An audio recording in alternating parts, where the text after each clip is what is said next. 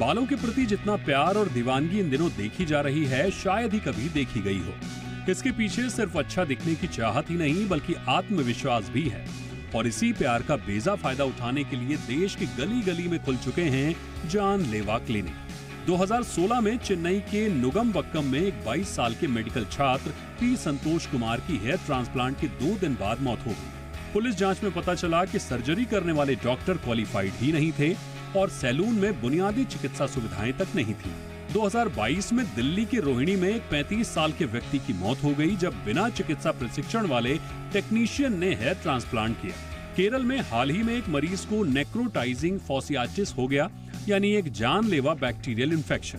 Clinic ने फर्जी दावा किया था कि उनके पास डर्मेटोलॉजिस्ट है। इसी तरह कानपुर में 2 इंजीनियर विनीत दुबे और मयंक कटियार की मौत हो गई। उनका हेयर ट्रांसप्लांट करने वाली महिला दरअसल एक डेंटल प्रैक्टिशनर निकली।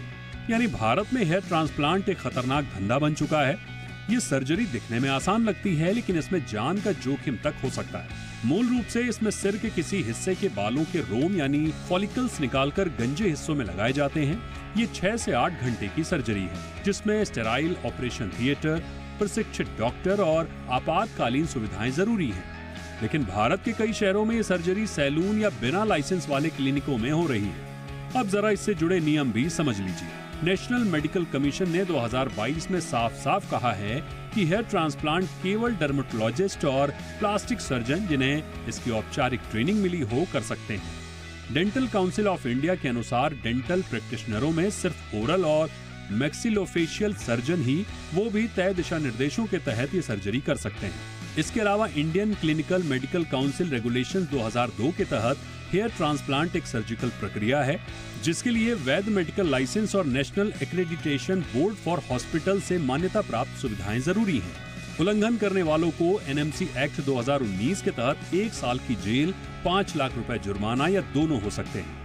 इसके बावजूद धड़ल्ले से कुकुरमुत्तों की तरह ऐसे क्लिनिक्स खुले हुए हैं। आश्चर्य है कि इन अवैध क्लिनिक्स का धंधा करने वाले मालिक अपने कर्मचारियों को लाखों रुपयों का टारगेट देते हैं और दबाव में ये लोग आम मध्यम वर्गीय मरीजों को 60,000 से 80,000 रुपए की EMI स्कीम में फंसाते हैं। और इसके लिए जाल बुना जाता है झूठे विज्ञापनों का, सोशल मीडिया इन्फ्लुएंसर्स का और कई मामलों में बड़े बड़े सेलिब्रिटीज का भी। कुल मिलाकर नियम तो है, लेकिन उसका पालन नहीं हो रहा। अब जब तक सरकार इन अवैध क्लिनिक्स पर नकेल कसती है, तब तक आप खुद अपनी सुरक्षा की जिम्मेदारी लें। डॉक्टर की डिग्री चेक करें, क्लिनिक की मान्यता देखें और चमक दमक वाले विज्ञापनों के झांसे में ना आएं, क्योंकि हेयर ट्रांसप्लांट सिर्फ कॉस्मेटिक ट्रीटमेंट नहीं बल्कि आपकी जिंदगी का सवाल है। ब्यूरो रिपोर्ट, जी मीडिया।